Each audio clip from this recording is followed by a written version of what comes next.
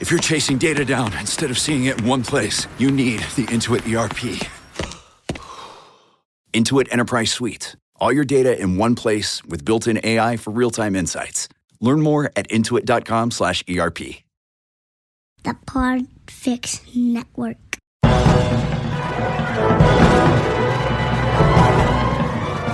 Hello and welcome to episode 245 of the Filmmakers Podcast! Yes, that's the one. Welcome to the show. I'm Giles Alderson. I'm Dom Lenoir. And today on the show we have the fantastic Axelle Carolyn. She's truly excellent. Very good. Hopefully that won't be the first of the puns that Dom's displays in this intro.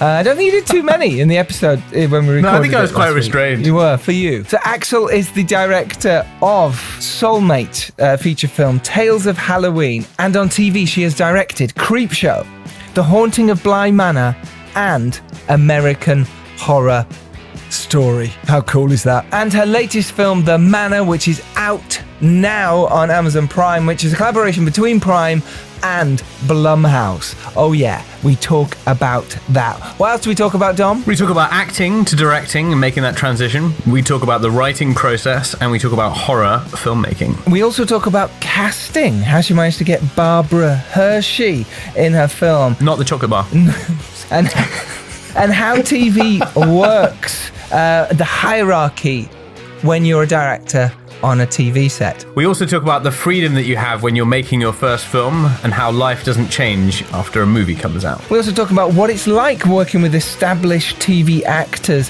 and shot lists and visuals and working with DOPs. She also talks about working with the legend that is Mike Flanagan. Axelle refers to him as Mike a few times, so that is who she's referring to. It's the fantastic Mike Flanagan, the producer of such amazing shows as The Haunting of Bly Manor and many, many others. All that is to come up on the latest episode of the Filmmakers Podcast. How are you, Dom? I'm pretty good. Good. That's what I like to hear. Getting into the winter elements. Winter Ridge. Winter Ridge, yeah. For your film. Yeah. Well, I wasn't going to, but there it is. You couldn't help yourself. Go watch that. Speaking of which, you've got your other film, when the screening starts. Isn't it playing in a festival, like, coming up this week? It is indeed. It's playing at Film Quest in Utah, which is very highly rated in the Film Freeway circuit. October the 30th. Little plug for Film Freeway there. You should definitely have a look at the socials when the screaming starts film or when screaming. And also, I've got another plug. Oh, go on. So, Your Reality, that I also had a hand in producing. Oh, yes, for Tatiana Anders. Lovely Tatiana. Yes, so Your Reality, which is a short film about the very important subject of gaslighting. So the film has reached quite an impressive number of 100,000 views, which I think is pretty good going. So shout out to the film. You can catch it on the socials of Your Reality film. There you go. Nice little plug for that there. Plug lovely. complete. Well done. Speaking of plugs. yeah. Lucky this isn't a video. No, yeah. The final chapter of Madness, Stuart Mackey's, he's doing a crowdfunder on Greenlit, the wonderful Greenlit. So, if you are so inclined and you do want to support, link for this will be in the show notes. It's called The Final Chapter of Madness. It's about a washed-up journalist desperate for a meaty scoop, secures a killer interview with a murderer of questionable taste. Now he's worried he's bitten off more than he can chew. They are literally 500 quid away from their goal of $5,000. This finishes in 5 days, this Greenlit. If you can support, chuck some money their way. That's a code red. Code red! Code red! Exactly. Our Patreon is going strong. Yep, my £1 is still keeping it alive. Someone puts in £1 a month, but do you know what? You don't have to. I don't get anything for that £1. Yeah, I literally do. get nothing for it. Oh, no, you I don't. don't. Well, that's your own fault, because you've got to put more than that to get anything from us. Right? We do a lot of effort for this, and even you. Well, it keeps paying the dog food to keep you alive. But if you do want to come and join our Patreon, where we have so much bonus episodes from every episode, Toby cuts a really cool little section for you, and then Hugh, our marketing manager, then puts that on Patreon for you. So if you want to join, do. A Hugh for you. There are so many great little bonus episodes on there. Shout outs to our Patreons, some new ones at the moment. We've got Dom Lemoire, Matthew But the Heart, Chris Hughes, David Cepero, James Skinner, Kevin Pybus, who's a producer on the Patreon. It comes in sections, and you can be a producer, you can be a supporter, you can be a director. We've got Louise Salter, Richard Miller, the director of Repeat, who will be coming on a future episode. We had our world premiere screening at Sci-Fi Film Fest last week. How was that? That was amazing. It was actually brilliant. For those who came along, thank you. I really loved it. I love seeing it on the big screen. Richard's done an amazing job. Grant's done an amazing job with how it looks. Kim's done an amazing job producing. It's great. I'm really proud of it. I'm proud to be producing on it. Good work, Giles. Shout outs to Melanie Gourlay on the Patreon as well, Marley J. Monroe, Jason McColgan, and Sasha Latoya. Welcome, all of you. Link to the Patreon is in the show notes. Do come and join us, get all those bonuses, and help us keep doing this podcast, because like Dom says, he needs more dog food. I said you need more dog food. You can't just turn the joke around to be me about the joke I made about you. Wait, that's lame. That's lame. Yeah, you're like a joke. like the dog. I'm a bit lame right now. That was a good one. You should put me down. Dom is technically taking over because he's doing the Alice Eve podcast on his own for the first time, boys and girls. He probably wasn't nervous at all. He probably didn't shit himself or ask me what to say beforehand at all. I certainly didn't ask Giles for advice. No, because he just waffles on. There's certainly a lot more pressure when you're solo interviewing someone, especially someone like high profile. It's But you know, at the end of the day, they're filmmakers, and that's exactly how you've got to look at it. And they're just as interested in promoting their project as you are about finding out about it. So yeah, and that episode will be coming up for you very soon. Right, Dom's waffled on enough. Let's get to today's episode, where Giles can waffle on with the fantastic, and I do, but Axel's amazing. He does. You're going to learn loads in this one. With the fantastic Axelle Carolyn. Sit back, relax, and enjoy. Hey, how's it going? Good. Hey, good to see you. Good to see you. You all right? Yeah. Yeah? How's it going? Pretty good. So, Axelle, the last time I saw you, we were on set of a movie called, well, it changed names quite a few times, but it was called something like The Finks or The Pharynx or something. I don't know. We were making this movie, and it was a horror movie, and the woman who was producer on it went to prison for 5 years for embezzlement of the money. Oh shit, you kidding? Yeah. Wow. I had no idea. I did 2 days on that thing, and I was very confused because they clearly had no money whatsoever, but they paid me really well, and they sent me a chauffeur to come pick me up and all that shit. And I was like, this is bizarre. Like, this is a weird way of using your money, because I'm nobody. So this is bizarre. And Giles was paying them. Back when I was acting, you'd do anything. Yeah, and then they just vanished. Vanished. Yeah. And they made me, they had this scene where I was supposed to drive off, and I told them I can't drive. I don't drive. I've never tried even, like, and they were like, oh, it's going to be fine. And then it turned out to be, it took an hour where I had to sit, and they made me put the car in neutral, and then they had people pushing the car at the back. It was ridiculous. Like, it was so bizarre. You should have used Giles' that thing bike. Ever came out. Yeah, exactly. Yeah, we should have pushed it. I could have been at the front cycling away and had it on a rope. Yeah, no, that film there was some lovely people trying to make that film. Justice DeJager was the DOP, and he made it look beautiful. But sadly, the people behind it there was something going on, and she went to prison. So. Did it come out? Did it ever? No, because we never finished it. We never finished it. We're literally halfway through, and they ran out of money. It's one of them. There's nothing more tragic than an unfinished film, is there? It's tragic. Like, the amount of time and effort that sort of goes into it, and often it's ego, or I guess kind of jail-worthy embezzlement, another another reason. Basically, yeah. So that was one of them that she was. There was all sorts going on, but anyway, we've moved on. That was a long time ago. Long time ago. We've moved on massively since then, and it's great to see that you're flourishing as a director. I knew that you wrote back then. Thank you. I knew that you wrote back then. I knew that you were into writing because you were working as a journalist as well. You were writing books and all sorts of stuff. So I knew that you could write. And then I spoke to other people as well who said you were moving into directing, and then our paths just didn't cross for a while again.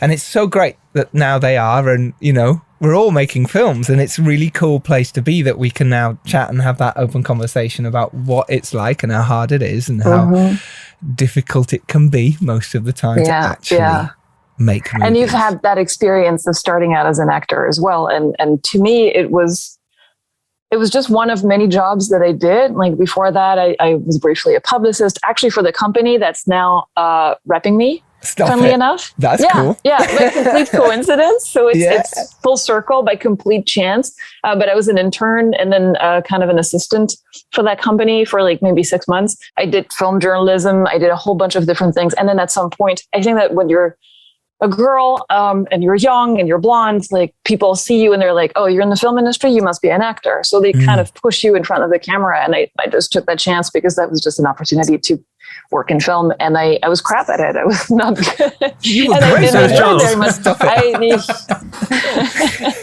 I was terrible. I didn't find that it was not my thing. I did not find very satisfied watching myself or going to auditions or any part of the process was very satisfying. And I was still writing scripts at the same time. And then at some point I wrote one and I was like, oh, fuck it, I have to make this myself. And that's what made me kind of finally find the guts to go, I want to direct and this is what I need to do. Isn't it amazing that we sort of sit on it? Me as an actor for a long time, I pushed away from directing and producing and writing. I produced and wrote and I put plays on all the time at the Royal Court and Soho. And I did get frustrated by the directors. But I was like, no, I'm an actor. That's what I'm going to do if I direct it or get in the way of me trying to be this actor. But then as soon as I did it, I loved it. Fell in love with it so much, directing, that I was like, I have to now do this. Acting. That's awesome. Yeah. My first day on set directing my first professional short film was like, oh, it's like everything clicks. It's like, oh, this is what I'm supposed to be doing. Yeah. It's great. And it's nothing to do with whether you feel like you're going to be great at it or not. It just feels like this is my natural environment and I feel really good. And I feel like I have a sense of what I'm doing and why I'm doing it. Yes. And it must have helped being an actor, because I definitely think that going through all that shit as an actor made me a better director. What do you think? Yeah, I think so too. I think so too. It's also, I've witnessed a lot of directors being very scared of actors and not knowing how to speak to them. And I think that having this background helps you not be intimidated and having a better idea of the kind of direction you can give people. And I love working with actors. It's one of my absolute favorite things. Yeah. And I know on TV shows, a lot of people don't spend much time directing their actors, and I still go and I know that some people might look at that like, what are you doing? Like, why are you doing this? And I'm like, this is the job, and this is the great part of the job. It's the most fun. Yeah, I think a lot of filmmakers, they look at films from, okay, I've watched this film and they put the camera here and they move the camera like this, and this is where the actor goes, and this is roughly what the story does, and they kind of approach things like that, which I think to a degree you can kind of look at with a lot of departments, but acting is such a, there's so much difference that comes back from the actor, and you really can't approach it in such a sort of a mathematical way. And it looks like a mystery too. Yeah. When someone is a good actor, you can't define what it is that they do that makes it work. And so it's having been there and having sucked at it, it makes me appreciate that mystery all the more. Bless you for saying you sucked at it. You weren't. You were brilliant, and you were great. And I'm sure if you wanted to go back to it, you would be good too. But I think we also like to put that on ourselves and go, well, look, I prefer the directing, and I say the same. I suck. Some of the movies I'm in, I suck. I'm shit. Other people go, no, you're fine, and we take that on board. It's not a problem. We've moved on. No one said that, Giles. Your first short was it Hooked, or did you make a short before Hooked that you directed? I made one called The Last Post, which starred Jean Marsh from Return to Oz and Upstairs, Downstairs, and she was fantastic. Yeah, we just shot it in one day. Funnily, it was set in a nursing home, like my new feature, and she was awesome. She was in every shot of it, and she was 76, and she was such a trooper and fantastic to work with. Yeah, I did that. Hooked was just something that I made on the beach with a bunch of friends, and because we happened to have a camera. Isn't that the best way, though? I think when we're kind of starting out, finding out how to make a short, finding out what we want to do as directors and what's our voice. Yeah, is that we just go, oh, sod it. I've got a friend with a camera. Let's go shoot something. And the more I feel, and I say this on the pod and Dom does as well, the more that we go, just go shoot something. Don't need to put it out there. Just go shoot, learn from it, get a bunch of friends and go shoot. Yes and no. I think it's a good thing to do when you're figuring out what you want to do and who you want to be. But I think there's a stage where you have to outgrow that. And I know people who have been making those kinds of films for years, and they have no idea how to work with an actual crew because they've done everything themselves. And there's a great strength in that, but I'm honestly not sure how that translates into getting a job that's seen as a professional job in the industry. I think there's a point where you need to have that infrastructure, and you need to be able to say that you work within that frame, and that it shows a certain level of quality as well that makes you appear ready for a feature, whatever that means. Yeah, I mean, when I started out, it was kind of it was doing every hat, and it was kind of trying big things and failing, and I think it was a really good experience. But I mean, there came a point when some of the people I was working with still wanted to do the kind of guerrilla style of filmmaking, where you'd get actors and you just turn up somewhere, and it would be like, okay, well, we may or may not get kicked off, and I think you can do that when you're starting out, but then there comes a point when you're trying to work with people that are further up, where if you bring along an experienced DOP or an experienced actor, and then suddenly your location gets shut down because you haven't got permission, you just look ridiculous. So there does come a point when you have to certainly learn the kind of infrastructure. Yeah, totally agree. Yeah, I think, and it's easy to get caught in that, in the fact that, I can go shoot something every week if I feel like it, but it's never going to be the kind of quality that, or even if it is, it doesn't help you learn the specific job of directing, because you're not talking to 25 people. You're just doing everything yourself. And you learn so much, but you don't necessarily learn exactly what directing turns out to be as a professional job. Yes, no, I hear you. I think if you haven't made anything, go make something and learn and whatever. I totally agree. Once you've made a couple of them, it's time to start going, how am I going to do this as a proper career? And you need proper crews to understand how to talk to them, how to be. Yeah, totally agree with that. The Manor, obviously, we're going to come to massively because it is fantastic. It's a brilliant movie. I really enjoyed it. And obviously Blumhouse are behind it. I love the fact that I could get you on for this as well, because I was like, I've been wanting to get you on for a while onto the podcast to talk to you about filmmaking, and then the Manor was like, oh, perfect timing. This is great. But your first feature as a director, Soulmate. Let's talk about that first before we come to the Manor, if you don't mind, because I think a lot of our listeners, love to know how we first start and how we got to where we are. And it's really interesting to go from a couple of shorts that you made that did okay, to making Soulmate. How was that for you? Because so many people bang on our doors and go, how do I get the first one over the line? How do I do it? Was it the same for you? Were you banging your head against a brick wall for a while? Was it difficult? Talk us through that first process of getting Soulmate made. So at the time I was acting, and I remember going on vacation for a weekend, and I ended up in this tiny little area near the Cotswolds and thinking, this looks like, and it was back at the time before A Woman in Black got made or anything like that. And I felt like there's such a great tradition of Gothic ghost stories that I love so much, and that are born in Britain, and we're not making this anymore. And I haven't seen a UK ghost movie in such a long time, and I'm dying to make one. And I thought the only way I can make something is with no money, most likely, because I don't have a huge body of work or name recognition or anything. So I wrote something that was essentially two people in a house, and one of them is dead. One happens to be a ghost, and everything came out from that. And so I wrote the script, and then I realized there's a lot of stuff in there that's very personal. And at first I wrote it thinking I'm going to act and someone else going to direct it. And at some point I realized I have to make this myself, and it has to be my first feature. And so interestingly, at first we managed to get money. It was a little bit over £1 million. Olga Kurylenko was going to star. Wow. And we were 3 weeks from shooting. And then we realized the financiers didn't have any cash flow, and they just dumped us.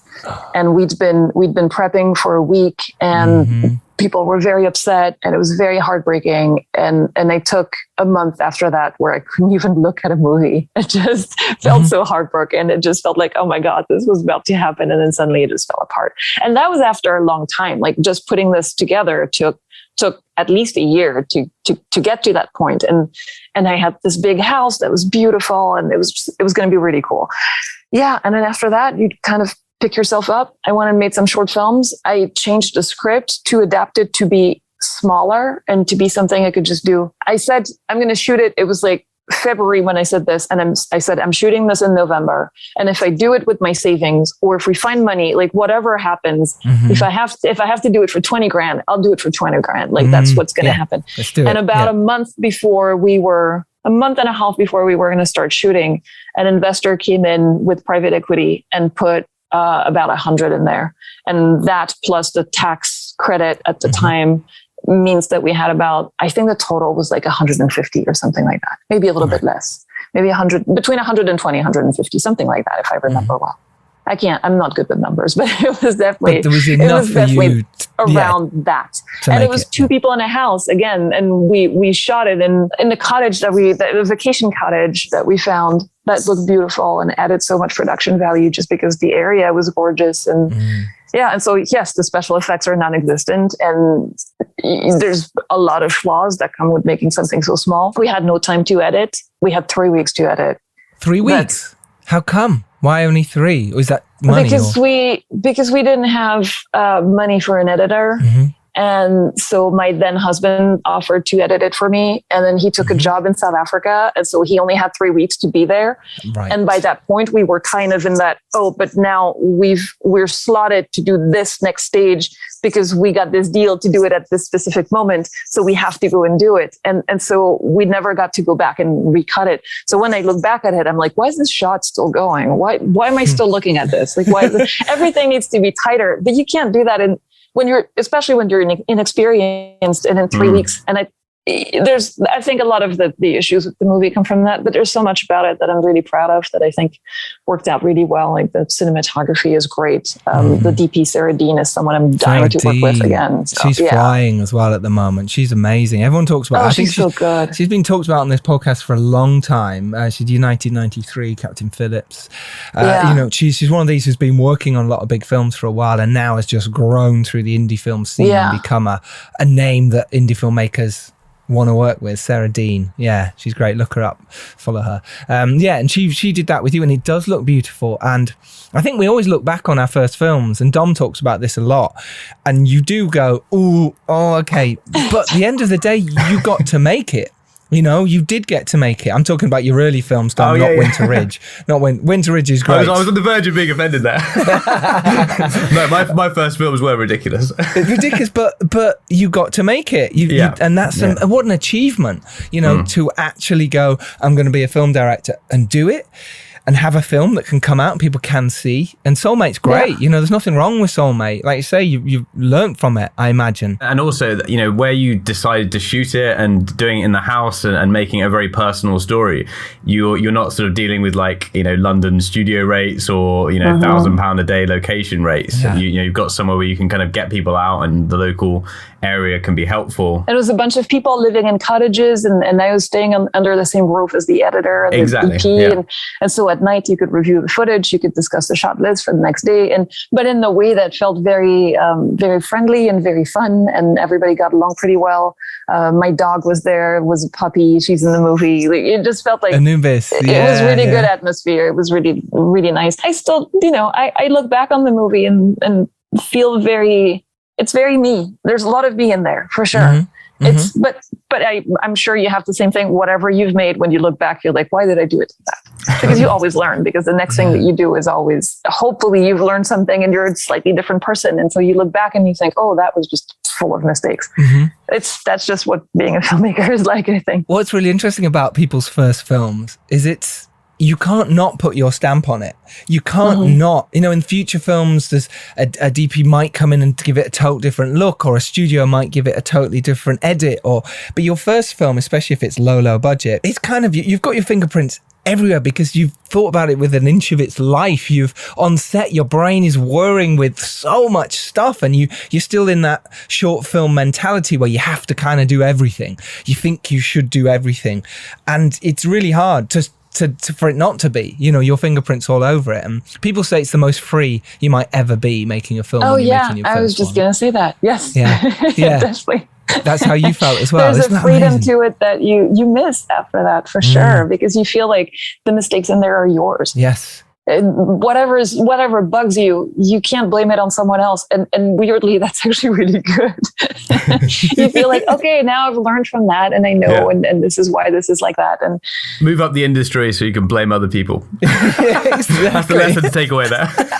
but it's much better when you actually know that that the mistakes are. I personally find it easier to deal with when I'm like, but this is and 100% this was me, and I did this, and I made that choice, and this is like it or hate it. This is fuck it, I made it. I think people respect that as well. Like one of the things people really don't respect, especially higher up in the industry, when you got someone new coming through, is someone that doesn't own what they don't know, or when they've made a mistake and they try and cover it because it's so obvious. Yeah, but the dynamics are so different when you get to that level that it's hard to those are hard questions. But yeah, as an indie, it definitely, that's the joy of it. And you still, like you said, there's still a little bit of that short film mentality where you're making the film with your friends, and you feel like it's fun. It's hard. It's incredibly difficult, but it's also, it's your first one. So you realize you realize whether or not you're made for this. And there's a lot about it that it's hard to recapture for sure. And then the other thing you learn is that you make that movie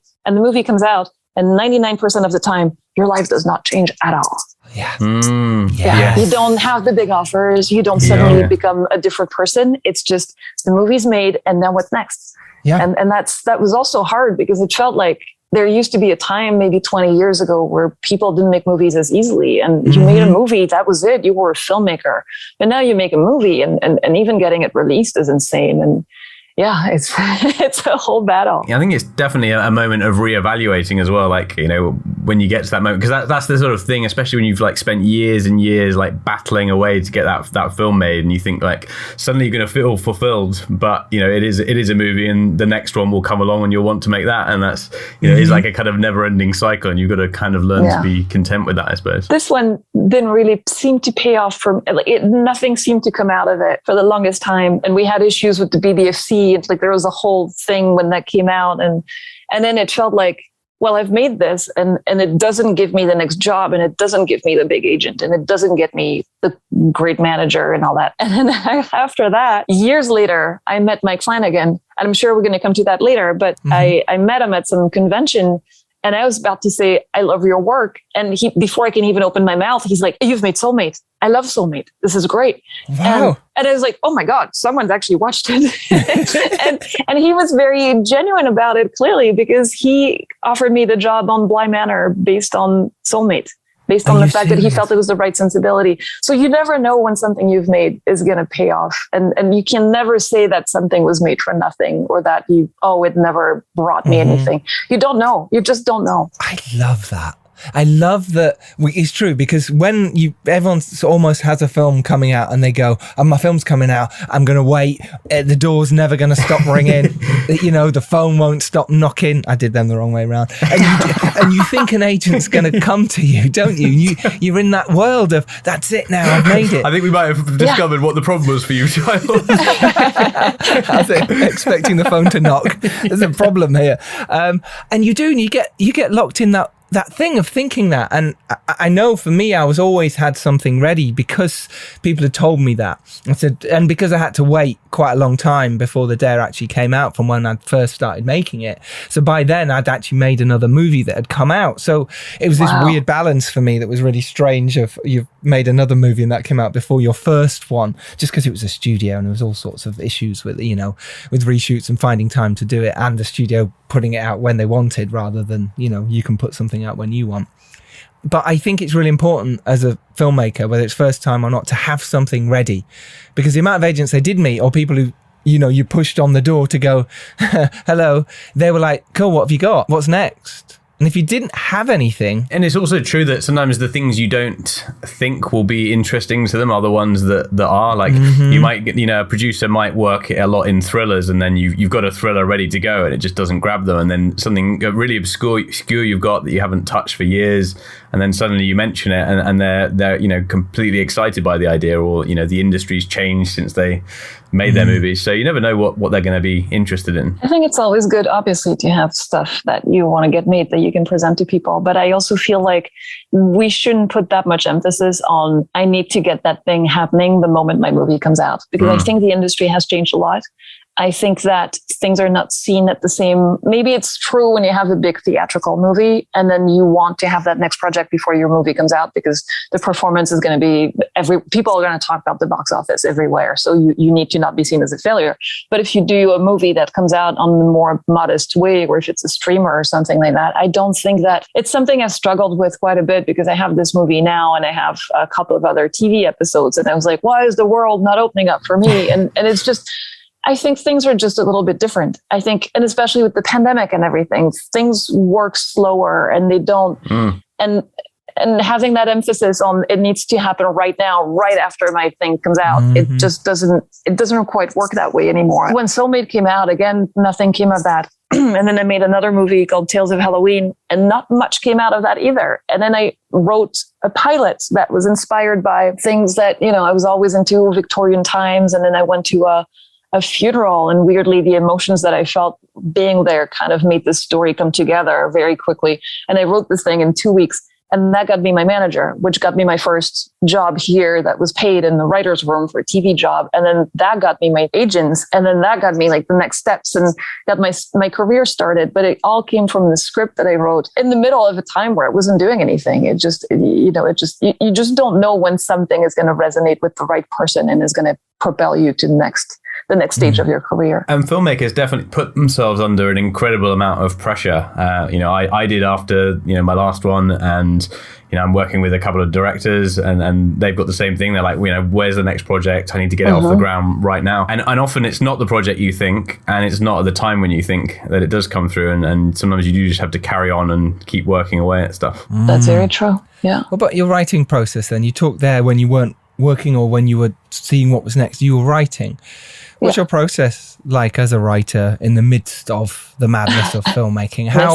Messy. You're messy. Okay, talk us through your messy writing process. How do you do it? I used to not enjoy writing very much. I guess it's still true to a degree, but it used to be a thing I would do just because I needed something to direct. And I've learned to like it a little bit more. It's crazy, but there's all kinds of schools of thought about structure and about, some people will tell you just write from your guts and it doesn't matter what the structure is. And I used to be that person and I was like, I don't want to be constrained by, and then I realized actually structure for me, when I use it properly, is incredibly freeing because it helps me have an idea of what should come next and how to put my thoughts into order. And so now I just go with like a basic structure that there's maybe 12 points. And then I try to fit my story into that. And it doesn't mean that suddenly it becomes a very Hollywood cliche kind of thing. It just helps me when I don't know where I'm going to kind of reconnect to, this is the stage I'm at. This is the kind of thing that should happen now, ideally. And so it doesn't need to be that super rigorous kind of. Save the cat. Well, actually, Save the Cat is the one I use, and I love it. But you can take liberties with it, and it doesn't mean that everything's going to fall into the same mold. It's if you use it properly, if you use it when you need it as a backup for when you feel like, I'm not quite sure, I'm meandering, I should cut down on that. Then it really helps you put back on track, and it's helped me understand that there's things that you need to put early on that pay off later, and like this little game of like, here's a seed you plant and then here's where it's going to pay off, and all those things that make writing much more fun than if you just take it as this kind of, oh God, I got to put this, I got to come up with 90 pages. Oof. It's true, because it is frightening, that 90 pages type thing, or you get to 70 pages and you haven't even got to your second act yet, and that's frightening. See, I have the opposite. I have 70-page scripts. That's my issue. It's very often I have like this cool idea and then I have trouble developing. And that's where structure really helped me, because then I'll be like, but I'm missing that moment where the character is at a low point, or, I'm missing that moment where you think things are going well. And it's all those little kind of, it helps you see, this is the kind of thing that I'm missing in there. But I do have the opposite issue where I'm way too concise in my writing. Going on to some telly work then, in terms of, The Haunting of Bly Manor, you said obviously you pitched very well, but you also got it because they'd watched Soulmate. But The Haunting of Bly Manor and then Creepshow and obviously American Horror Story, you're going into shows that are established or are about to be established, and you're taking other people's scripts and directing them. How did you find that? Because this might have been one of the first times you've done it, because I think you'd written everything else. Yeah, I love it. My first experience in TV was in a writer's room for Chilling Adventures of Sabrina. And that's the job that got me my agents and, kind of put me on the track to have not just an indie career, but a career in Hollywood that's kind of considered something more traditional, and where you feel like, oh wow, I'm getting paid for this. You can actually make money off writing those stories. Can't you get paid for this? What? Isn't that crazy? It took me like 15 years to actually figure out, you can actually make good money out of stuff. Yeah. But yeah, I got that job. And so you kind of learn the politics of the writer's room and how TV works from that side of things, and the power of the showrunner and the position of the directors and the writers, and like the hierarchy is very different from filmmaking. So by the time I was on set for Bly Manor, I knew that this is not a director's medium, and I was expecting not to have that much freedom. This being said, Mike is a very unique showrunner in that he picks filmmakers that he matches with the material, and he's very, very good at figuring out who's going to be good at what. And so he got me this episode that felt like the most amazing gift, because it was just so much what I love and so much my shit. And to a point where I'm like, how can he read my head? It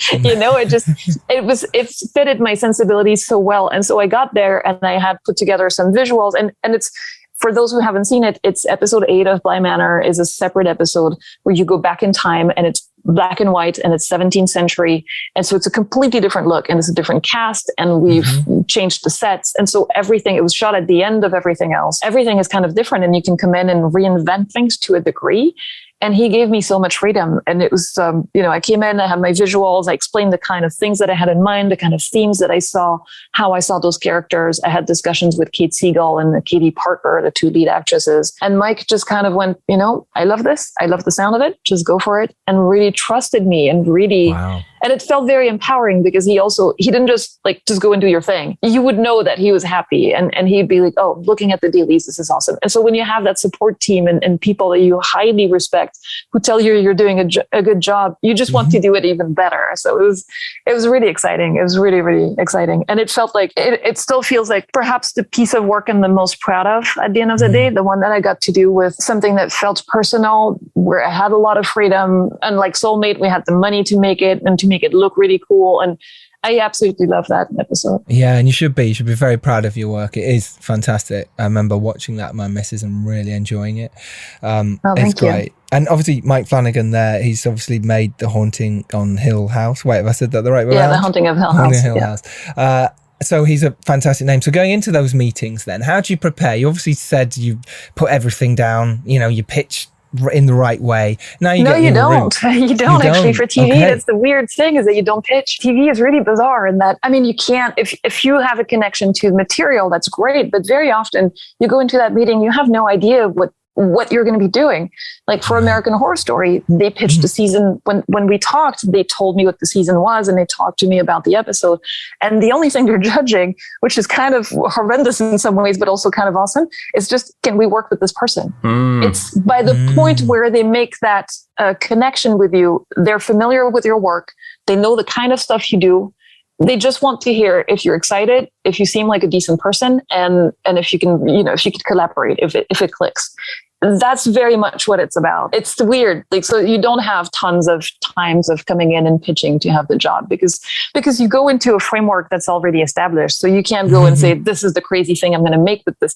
Again, why is a very, very specific thing where I was very lucky to have that freedom. But when you go onto American Horror Story, there's a lot of freedom and a lot of places where you can feel really creative and have a lot of fun with what you're shooting. But the framework is there. You're not, the actors are in place. The look is established. All those elements are there. So you can't go and pitch and say, I'm going to make it, suddenly it's going to be Technicolor.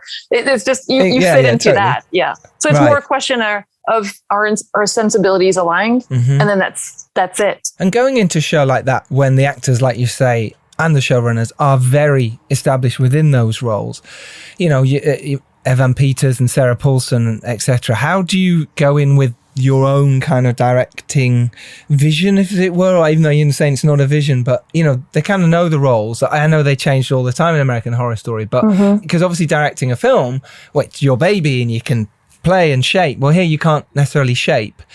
How did you work that? How did you manage on that side of it? It's a really good question. And I think you adjust to whoever you work with and you try to figure out how they like to work. Sarah Paulson has a very specific way she likes to work that's completely different from Angelica Ross or from Frances Conroy. Mm-hmm. And so you take a little bit of time to figure out, you ask the showrunner, is there anything I need to know about the way they like to work? And then you take a bit of time to figure it out. And then the way that I like to approach things is a lot of TV directors don't direct. They don't direct actors. They don't come in and give those kinds of, like, they direct the style and they will, but working with actors, they feel they already know their thing. They do their, they do their own thing. And I can't help it.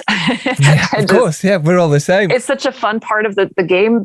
I just love it. But some actors, to only come in for very specific things. And again, you learn to speak their language. You learn the kind of instructions that they like, or the kind of directions they like. And then I also feel like I would never go and tell them who their character is. I won't go and say they would do that or they would do it like this. I will go and say what I feel the emotion in that moment to me could be. And sometimes it's more when you have someone who's very established and very comfortable in the role, sometimes I always let people do their first take or first and second take and see what they have to offer and what they have in mind. And then I'll go tweak if necessary. But very often it's just kind of, you get that right. And then you go in and you say, as an alt, I would love to try this kind of emotion or this kind of tweak. And then you see how they deal with it and how they receive that. And yeah, it's a whole different game, but it's really, I love it. And on the last day of American Horror Story, I was working with 3 different performers who were all really great and all very established. And all 3 of them work completely differently. So it was very, very interesting to see how you mesh that when everybody's in the same scene. Yes. And like I said, you must love, and you can hear it in your voice and see it in your face for those who are only listening, how exciting it is, to work with actors, to be on the happy face, to be on set in that moment when it's just you and the actor and the camera's set, all the lights are set and you've done a take or maybe 2 and you just come in and play. For me, that's where I come alive and I love it. I feel passionate and I can tell by the way you are as well that you do. Oh, it's awesome. And it's, again, even if you're working with that established kind of style, you still feel like you can, and you'll work with top quality people. The DP I worked with on American Horror Story was phenomenal. And he works 3 cameras at the same time. And somehow he finds those amazing angles and wow. It's so cool. But, and then you have those fantastic performers, like working with Sarah Paulson is like, it's such a, playing with this super fine-tuned instrument. And she brings so much nuance and so much, and Frances Conroy, same thing. And they surprise you with the things that they bring. And it's really fun and rewarding for sure. And moving on to the Manor then, because look, it's fabulous. It's, like I said, I love this movie. It's really cool. You should be very proud of what you've achieved here and what you've made. If you don't mind, give us a little pitch. We'll play the trailer for The Manor and then let's dive into it. The Manor is the story of Judith, who is a 70-year-old who's had a stroke and she moves into a new nursing home. And she realizes that the inhabitants seem to think there's a weird presence in the house that's feeding on them. And she starts seeing it at night as well. And obviously, this being a nursing home, the more she talks about it, the more people think she has dementia and she gets locked inside. And so it's all like, is it in her head? Is it not in her head? And since it's most likely not in her head, how's she going to deal with it? I wasn't ready for this change, but my prognosis isn't good. You don't belong here. Don't worry, I'll be okay. Whatever's coming next, I don't want my family to see me like that. How do you like your new home? It's beautiful. Takes a bit of time, but you'll fit right in.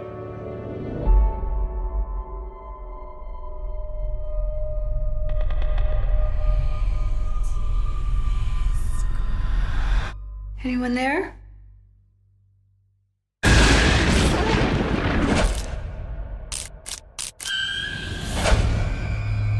Are you okay? Last night, I saw something. What was it? Not being able to distinguish between what's real and what's a dream. That's a sign of dementia. Whatever I've seen at night, it's real. Mom, we all want you to feel better. Why won't you believe me? I need to get out of this place. The only way you're getting out of here is in a box. Look at these names. My roommate, she died last night. All the others have died too.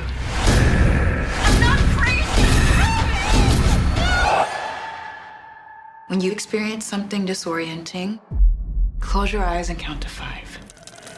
1, 2, 3, 4, 5. When you open them again, whatever you saw or heard will be gone. Amazing. That was the trailer there as well. Look, this film is out now on Amazon Prime.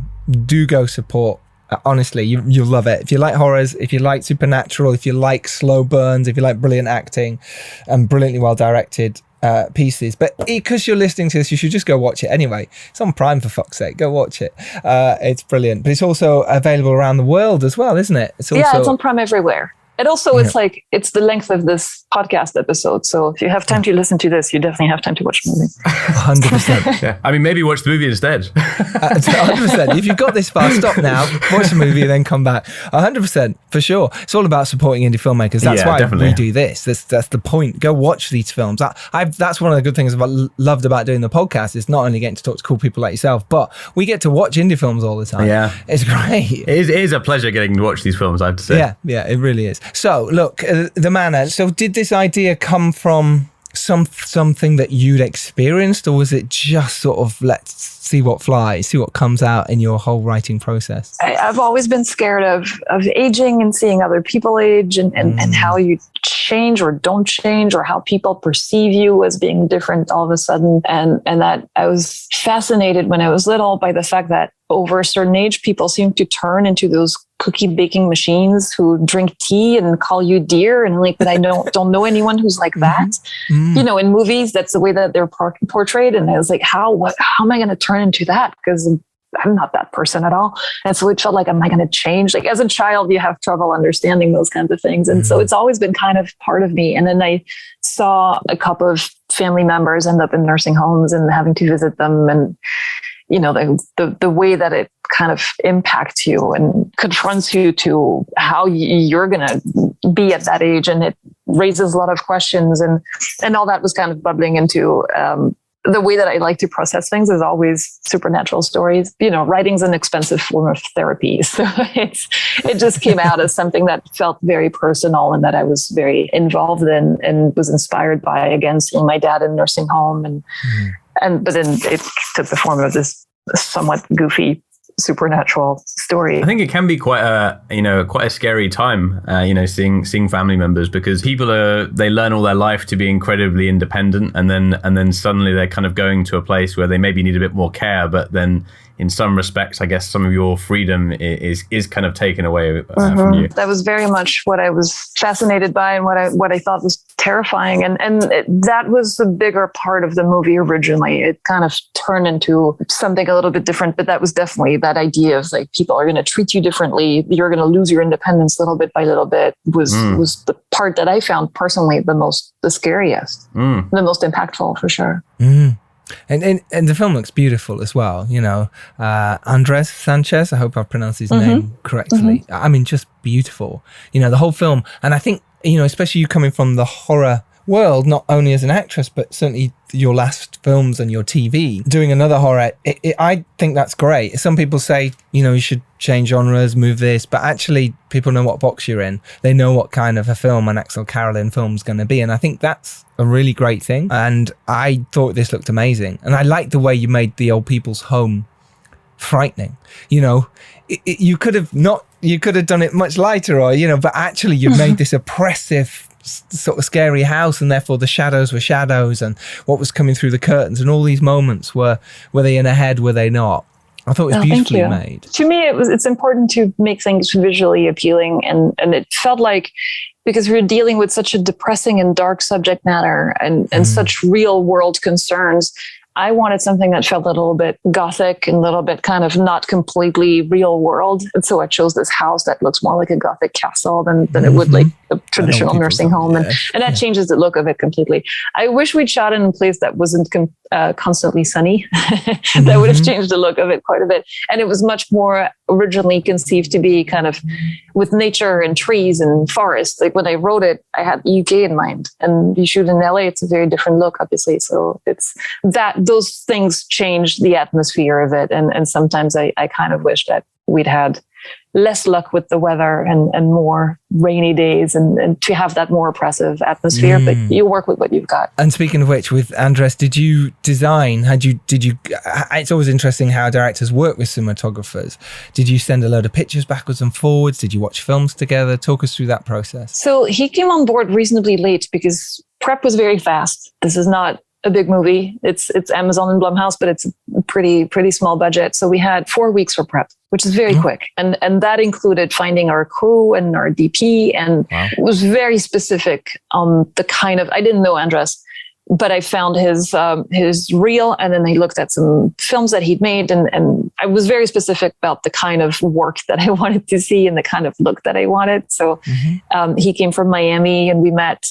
He flew all the way here to LA just for a meeting. So he was really, he was really eager to work on this, and that meant a lot. Anyhow, we had about 2 weeks to prep together, which is not much. And at the time, it felt okay because having worked on mostly indie films, it felt like that seems like an appropriate amount of time to shot list and to discuss visuals. And by that time, I already had all my visuals kind of put together, and we printed pictures that we put on the walls of our office. And Andres is very easygoing and very adaptable, so it worked really well. With TV, it's been really interesting to learn, and especially on Mike's shows, learning more about the prep process. And he is so thorough when it comes to prep. I really wish I could be a fly on the wall when he's prepping his next show, because it's so developed, and like the shot lists that he comes up with are those massive Bibles. And he knows by the time he shows up on set, he knows exactly how many cameras we're running at what point, what lens we're going to be on, what distance we're going to be at. The sets have been built to this shot list, so you know what works. It is very, very, very specific, and everything's been discussed with the DP. There's always stuff that you don't expect, but it helps so much eliminate, like they know that this setup will take 25 minutes, and they know that lighting this will be with those lights and it's going to take that long. And so I'm trying to learn to be, I like being adaptable, so I know I'll never be, and he is completely, but I mean, I like to slightly shoot from the hip when I'm on set. So there's a little bit of kind of finding that balance, but I'm learning more about prep and about how to be that thorough and that kind of specific. And especially when you have short days, which you always do. You always do. You think you've got lots of time and you don't. How did it come about then in the first place? Because it's Blumhouse and it's Amazon. It was by the sounds of it just before the TV things was really kicking off for you. So how did it come about? Because everyone's going, Blumhouse, we wanting them to ring my doorbell or whatever. Ring my door. Yeah. The script has a 70-year-old protagonist. So not that many people in Hollywood are into that, which is kind of what the movie's about. It's about ageism. So the irony of seeing people read the script and then going, could it be about the grandson, or could we make it about a mental institution so they could be younger? So a lot of places like the script, but they didn't necessarily like that aspect. And then we brought it to Amazon. This amazing exec, Aldo Chiang, who kind of shepherded the script throughout, found it and was really excited by the age of it, the age aspect of it all, and thought that made it very original, was excited by the casting prospects, and thought that would be really cool. So Amazon picked it up, and then they were about to get started on this deal with Blumhouse, and they said, everything we're going to do that's going to be a horror is going to be through this Welcome to the Blumhouse deal. Wow. So we were kind of passed on to Blumhouse as the production company. So that's how that happened. It is amazing. And I think it's great that you kind of stuck to your guns on the age thing as well. Like some of the most textured, interesting actors are that age, because they've been through life. They've been through so much.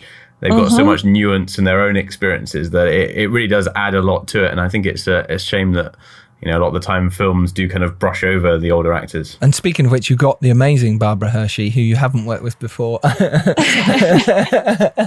into this film. How did that come about? Was it, again, did you send her the script? Was it a case and then sit down and have a meeting? Because Barbara's obviously done Black Swan, Falling Down, Hannah and her sisters. She's a big star, So she's amazing. She's in The Entity. She's in Insidious. She has, even just within the genre, she has such great agree. We discussed with the casting director and he had a bunch of ideas. And then I think that it's my agent who suggested Barbara Hershey. And the moment that the name came up, I was like, oh, that would be so great. That would be so awesome. What is she up to these days? And it turned out that she had the time at that point. We sent the script. I wrote a little letter to go with the script and she responded really quickly and she wanted to meet. And I always joke that this is the filmmaker's worst nightmare when the lead actress, the potential lead actress wants to go through your script with you to see if it works out or not. But it was actually really good. I went to her house and we spent like 3 or 4 hours going through every detail of it. And we were on the same page, which was fantastic. So it felt like, oh, this can actually work. And so she signed on and I think it was pretty close to shooting. I think she had maybe a week or 10 days before we started shooting. So it was a bit of a scramble after that. But she was so, she's so focused. She's so serious about she doesn't take it like, oh, it's a silly horror thing that I can just kind of wing on the day. She's very much like, she wanted to know everything about the drama, about the character, about what every line was supposed to mean, about the emotion behind everything. And I love that. I think that, it was a really good collaboration. Yeah, it sounds it. I love that. It's so important to connect with your actors, especially when suddenly you've got to go to their house and instantly connect, and they've got to like your work as much as you do, and it's frightening. The secret is that the first few days on set, I don't think we liked each other that much. Like the first few days was a bit touch and go, and we talk about it very openly now because at some point somehow things clicked. Thank God. A few days into it, and we kind of suddenly understood, I can trust you. No, we're making the same movie. It's fine. And then she likes to say we fell in love because we became very close friends all of a sudden.